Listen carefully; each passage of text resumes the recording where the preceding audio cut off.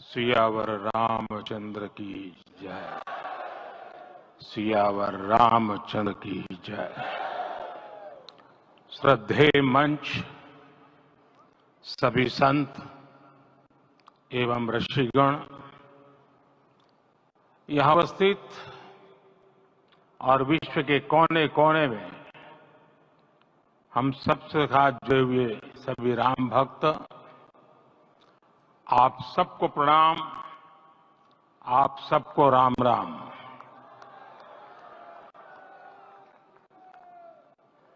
आज हमारे राम आ गए हैं।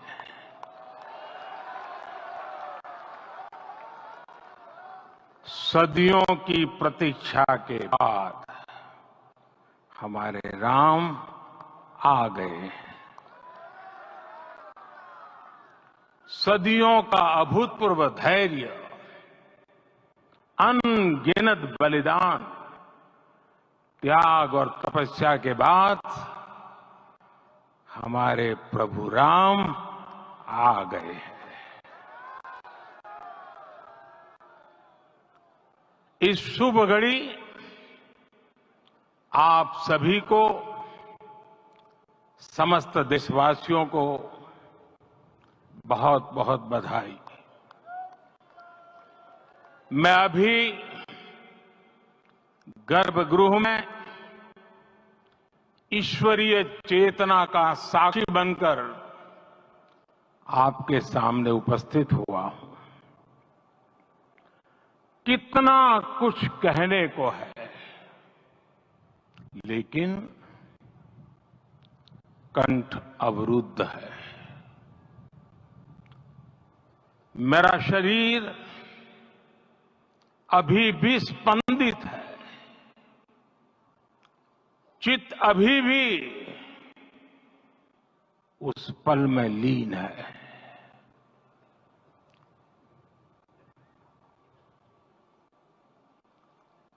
हमारे रामलला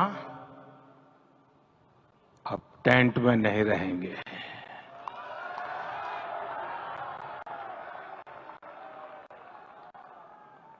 हमारे रामलला अब इस दिव्य मंदिर में रहेंगे। मेरा पक्का विश्वास है, अपार श्रद्धा है कि जो घटित हुआ है, इसकी अनुभूति देश के, विश्व के कोने कोने में राम भक्तों को हो रही होगी। ये क्षण अलौकिक है, ये पल पवित्रतम है। ये माहौल, ये वातावरण, ये ऊर्जा, ये घड़ी प्रभु श्री राम का हम सब पर आशीर्वाद है। 22 जनवरी 2024 के सूरज एक अद्भुत आभा लेकर आया है। 22 जनवरी 2024 ये कैलेंडर पर लिखी एक तारीख नहीं, ये एक नए काल चक्र का उद्गम है।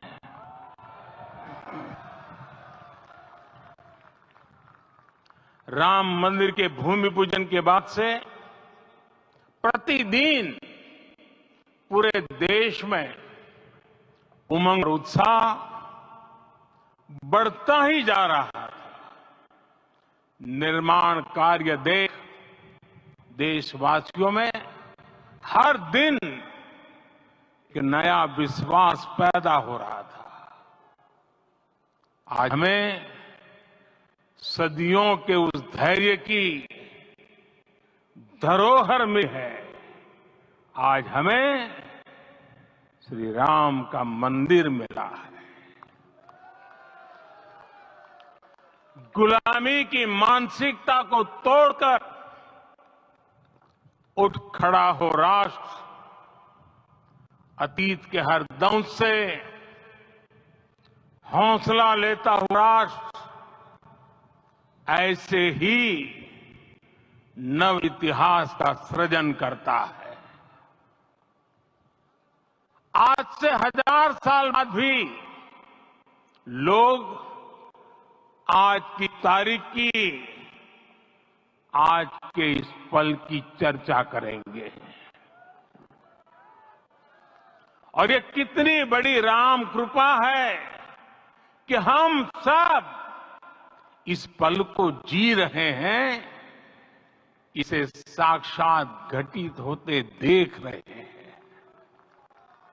आज दिन दिशाएं, दिगंत सब दिव्यता से परिपूर्ण है। ये समय सामान्य समय नहीं है। ये काल के चक्र पर सर्वकालिक शाही से अंकित हो रही अमिट स्मृति रेखाएं हैं। साथियों, हम सब जानते हैं कि जहां राम का काम होता है, वहां पवन पुत्र हनुमान अवश्य विराजमान होते हैं। इसलिए मैं राम भक्त हनुमान और हनुमान गढ़ी को भी प्रणाम करता हूं। मैं माता जानकी, लक्ष्मण जी, भरत, शत्रुघ्न सबको नमन करता हूं। मैं पावन अयोध्यापुरी और पावन सरयू को भी प्रणाम करता हूं। मैं इस पल दैवीय अनुभव कर रहा हूं कि जिन आशीर्वाद से ये महान कार्य पूरा हुआ है, वे दिव्य आत्माएं, वे दैवीय विभूतियां भी इस समय हमारे आसपास उपस्थित है। मैं इनसे भी दिव्य चेतनाओं को भी कृतज्ञता पूर्वक नमन करता हूं। मैं आज प्रभु श्री राम से क्षमा याचना भी करता हूं। हमारे पुरुषार्थ, हमारे त्याग, तपस्या में कुछ तो कमी रह गई होगी कि हम इतनी सदियों तक ये कार्य कर नहीं पाए। आज वो कमी पूरी हुई है।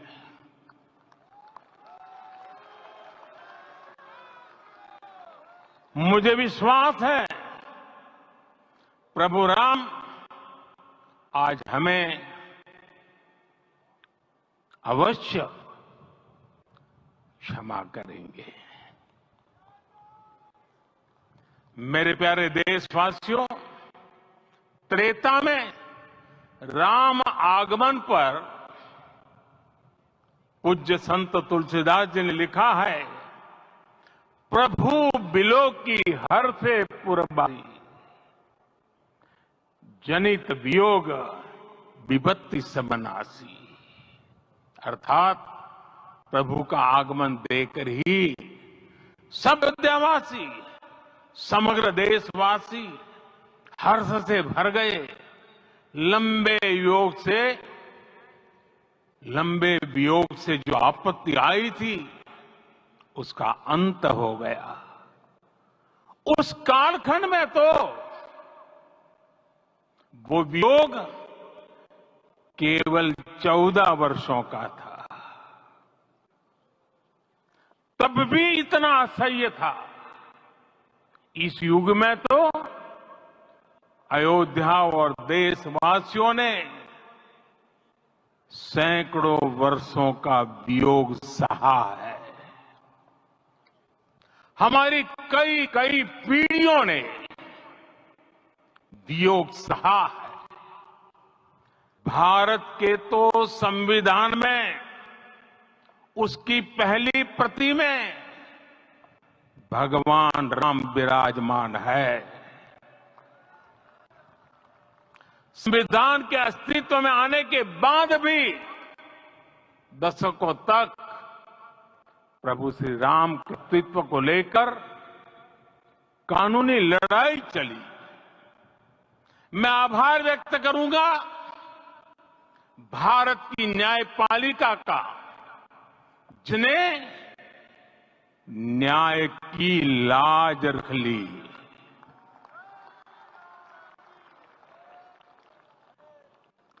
न्याय के पर्याय राम का मंदिर भी न्यायबद्ध तरीके से ही बना।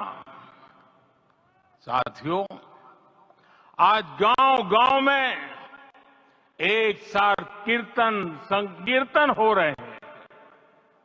आज मंदिरों में उत्सव हो रहे हैं, स्वच्छ अभियान चलाए जा रहे हैं। पूरा देश आज दीपावली मना रहा है।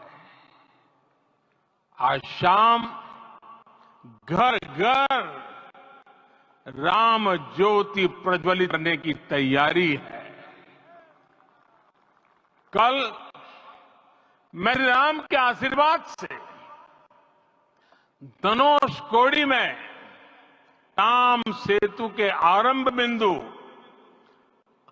अरिचल मुनाई पर था।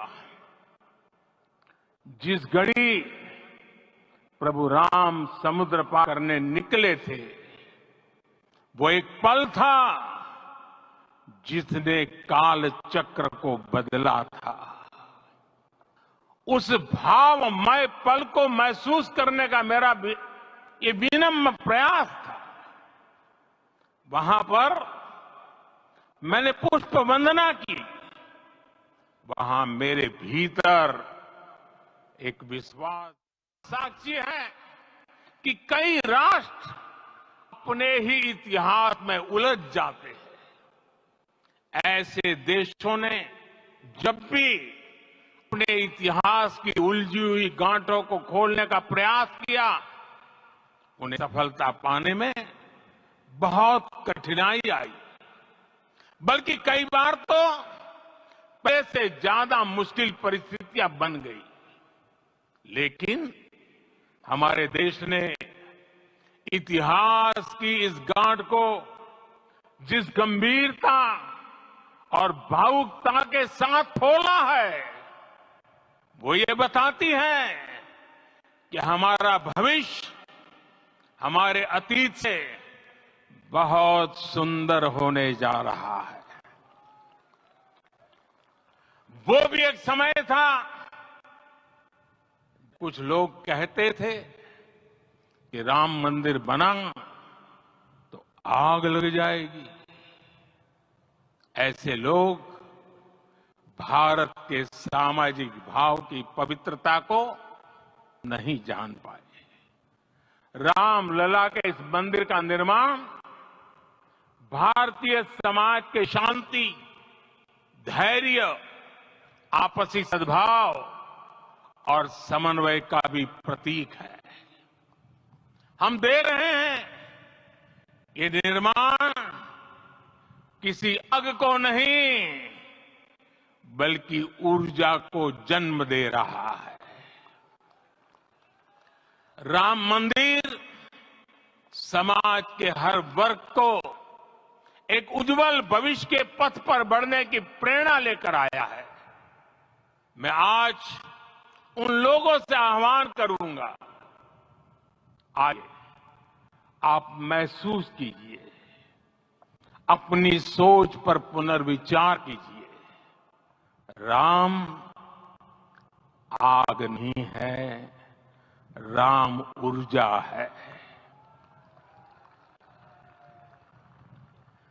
राम विवाद नहीं, राम समाधान है। राम सिर्फ हमारा नहीं है, राम तो सबके हैं। राम वर्तमान नहीं, सिर्फ वर्तमान ही नहीं, राम अनंत काल है।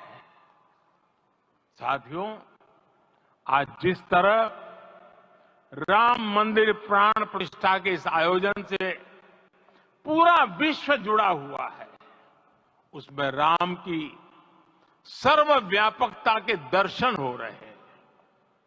जैसा उत्सव भारत में है, वैसा ही अनेक देशों में है। आज अयोध्या का ये उत्सव रामायण की उन वैश्विक परंपराओं का भी उत्सव बना है।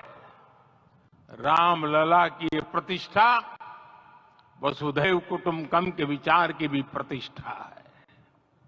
साथियों, आज अयोध्या में केवल श्री राम के विग्रह रूप की प्राण प्रतिष्ठा नहीं हुई है, ये श्री राम के रूप में साक्षात भारतीय संस्कृति के प्रति अटूट विश्वास की भी प्राण प्रतिष्ठा है।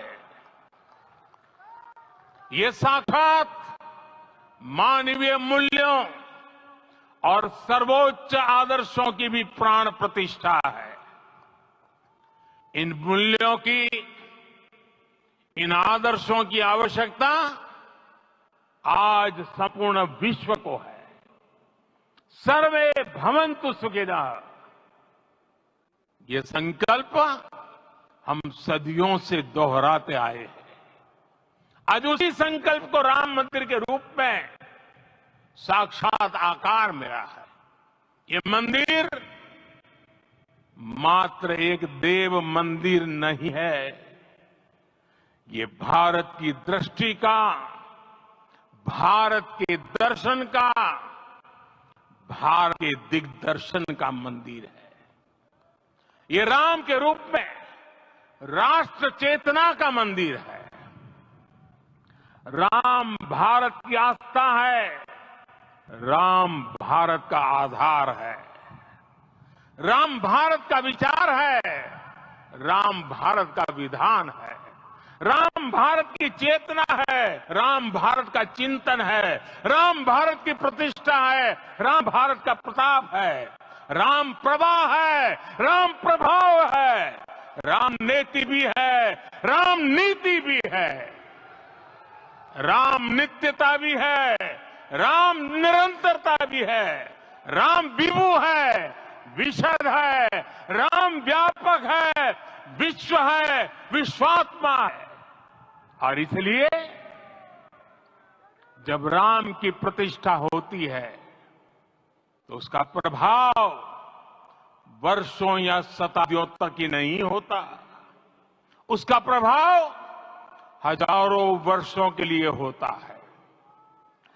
महर्षि वाल्मीकि ने कहा है, राज्यम 10 सहस्त्राणि प्राप्य वर्षाणि राघव, अर्थात राम 10,000 वर्षों के लिए राज्य पर प्रतिष्ठित हुए, यानी हजारों वर्षों के लिए राम राज्य स्थापित हुआ।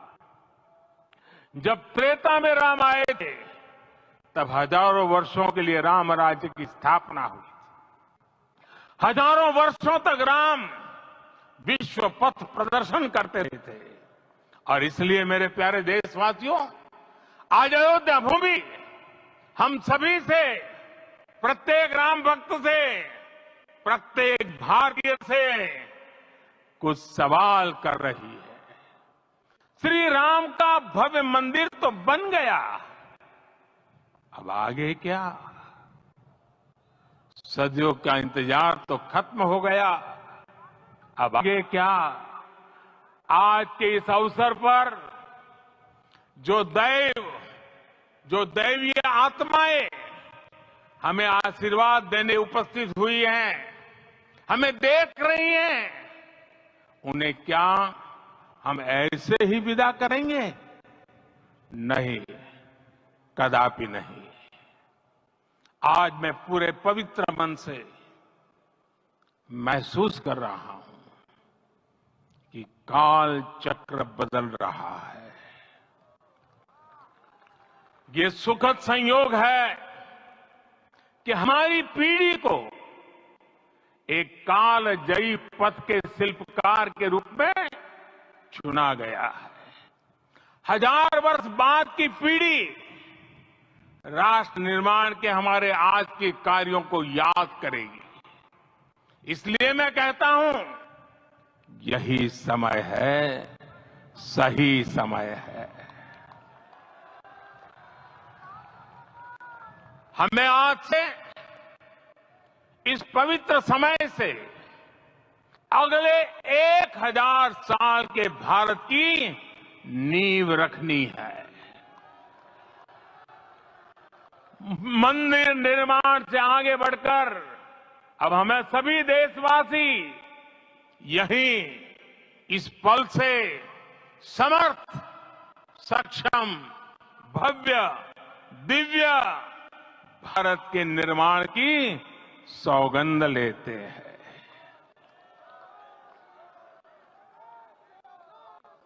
राम के विचार मानस के साथ ही जनमानस में भी हो, यही राष्ट्र निर्माण की सीढ़ी है। साथियों, आज के युग की मांग है कि हमें अपने अंतःकरण को विस्तार देना होगा। हमारी चेतना का विस्तार देव से देश तक, राम से राष्ट्र तक होना चाहिए। हनुमान जी की भक्ति, हनुमान जी की सेवा, हनुमान जी का समर्पण, ये ऐसे गुण हैं जिन्हें हमें बाहर नहीं खोजना पड़ता। प्रत्येक भारतीय में भक्ति, सेवा और समर्पण के भाव समर्थ, सक्षम, भव्य, दिव्य भारत का आधार बनेंगे।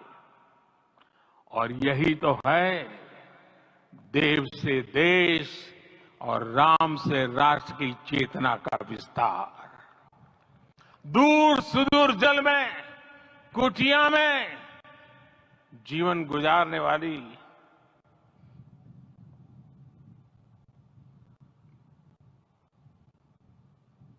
मेरी आदिवासी मां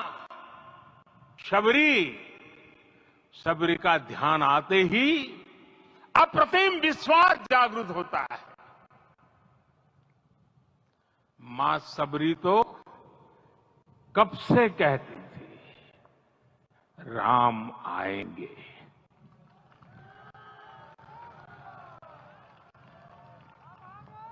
प्रत्येक भारतीय में जन्मा यही विश्वास समर्थ, सक्षम, भव्य भारत का आधार बनेगा।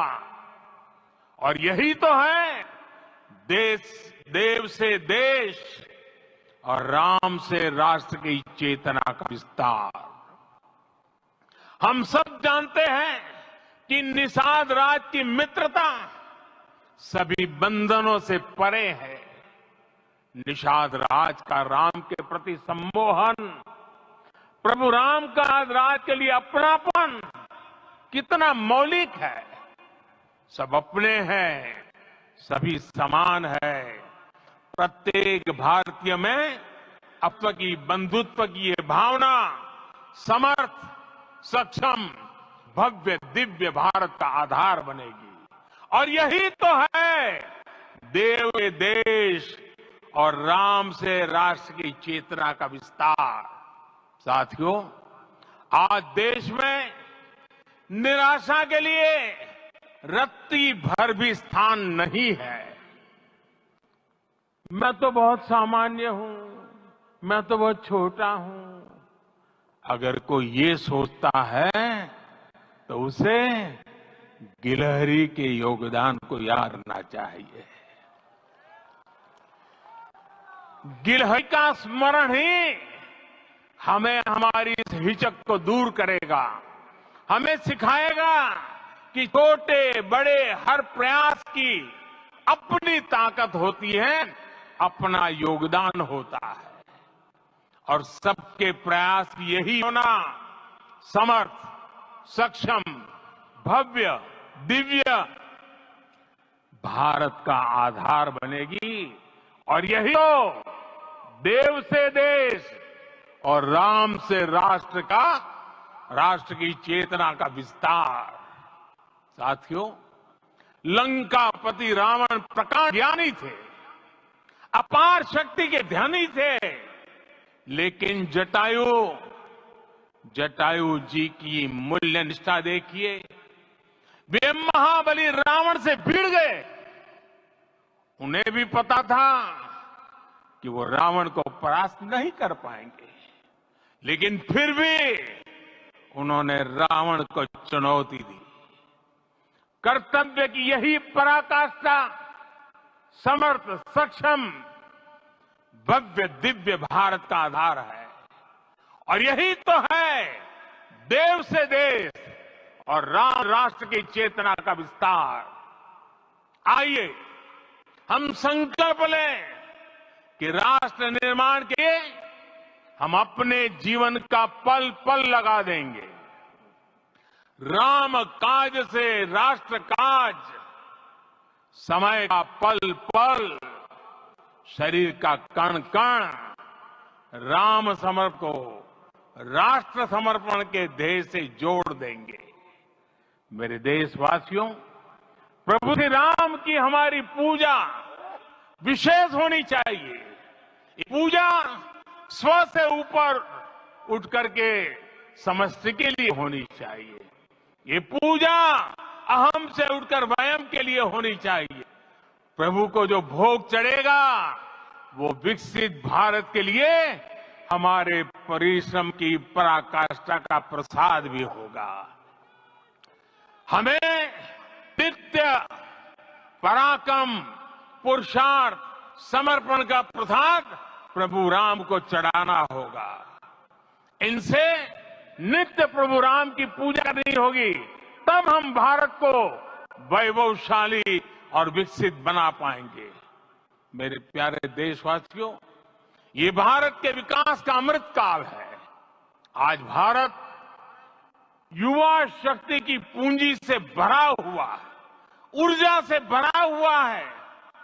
ऐसी सकारात्मक परिस्थितियां फिर न जाने कितने समय बाद बनेगी।